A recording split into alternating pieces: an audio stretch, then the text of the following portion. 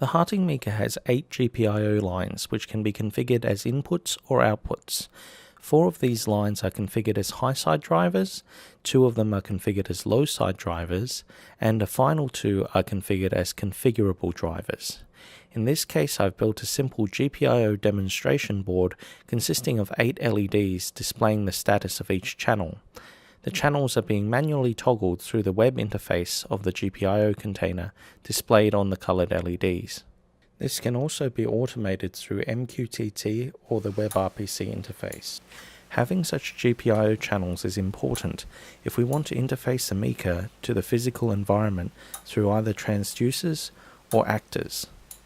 In this case, I've connected a relay which respects the 50 mA maximum channel sourcing current, and this relay is currently being used to interrupt power from the second channel of my power supply, which is limited and is running a halogen dichroic lamp. This lamp is currently sitting on top of the Bosch SIS sensor, and a little bit of code is being used in Node Red to try and maintain the temperature at 25 degrees. A very simple bang-bang style controller can be realized in merely minutes, and this controller at the moment has no hysteresis. By adding a 1 degree hysteresis, we can see the familiar sawtooth curve.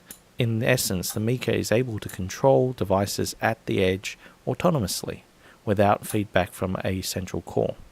So by using the Harting MICA, we can also use it to torture itself, in this case an environmental test using the lamp as a heat source.